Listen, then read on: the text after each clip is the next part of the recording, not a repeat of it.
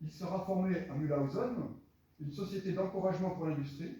Le but de cette association est l'avancement et la propagation de l'industrie, par la réunion sur un point central d'un grand nombre d'éléments d'instruction, la communication des découvertes et faits remarquables, ainsi que par les observations qu'ils auront fait naître et par tous les moyens qui seront suggérés par le zèle des membres de l'association, pour en assurer la prospérité et les heureux résultats qui doivent en être. Donc, tout est dit là-dedans. Pourquoi la chimie à Mulhouse? Je pense que vous avez déjà des éléments de réponse. On a parlé d'impression sur étoffe, on a parlé d'impression sur papier. Donc, c'est les colorants. Donc, au départ, dans l'histoire des sciences, on connaissait principalement deux couleurs issues de plantes naturelles. Il y en a une, c'était le rouge qui était issu de la garance, et le bleu, le bleu violacé, issu d'un licou. Donc, deux plantes qui étaient très, très connues. La garance, c'est ce qui a servi à faire la couleur des pantalons de soldats jusqu'en 1915. Après, quand on a compté suffisamment de morts, on a arrêté. On a dit, tiens, on va changer la couleur des pantalons.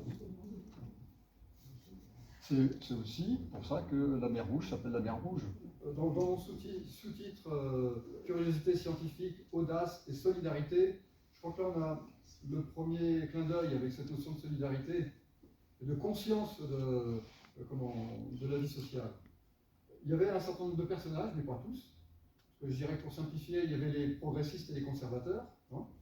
Donc il y avait d'une part des gens qui disaient « Oh bah il y a des enfants de 8 ans qui travaillent, et c'est super, ils sont tout petits, ils se faufilent entre les machines, ils vont renouer les fils qui cassent sur les machines à tisser, tout ça, c'est super. » Et puis il y a des gens qui disent « Ça va pas, les enfants de 8 ans, on va pas les... » Parce qu'ils travaillaient 8 heures par jour. Les enfants de 12 ans travaillaient 12 heures par jour. En Angleterre, c'était bien pire encore. Hein. Je crois qu'il y a des enfants qui commençaient à 5 ans. Et donc ils ont dit ça va pas, il faut que les enfants ils aillent à l'école. Donc c'était vraiment une guerre qui a commencé dans les années 1830 et qui a fini par aboutir en 1841, quand Nicolas Coquelin, député, a été déposé un projet de loi à l'Assemblée et qui a été voté. Et donc c'est devenu une règle française. Donc ainsi, c'est quoi aujourd'hui? C'est un réseau de PME, donc, qui travaille à la fois sur l'angle d'économie solidaire et sociale, qui travaille pour valoriser des réussites de petites PME, donc chaque année, des remises de prix au mois de février, etc.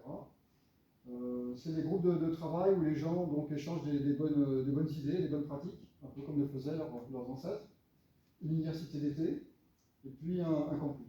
C'est aussi donc une approche très culturelle à laquelle j'essaie de participer, donc au travers du groupe de travail d'histoire, et puis d'une association qui s'appelle Innovative Red Brick Cities. En fin de compte, c'est une sorte de jumelage entre les grandes villes du 19e siècle, telles que Manchester, telles que Szczecin, en Pologne, il y en a deux ou trois autres, mais j'ai oublié les noms, excusez-moi.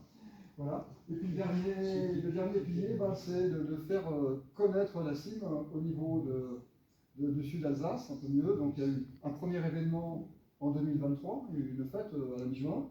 Et puis le prochain événement majeur, ce sera 2026, le bicentenaire.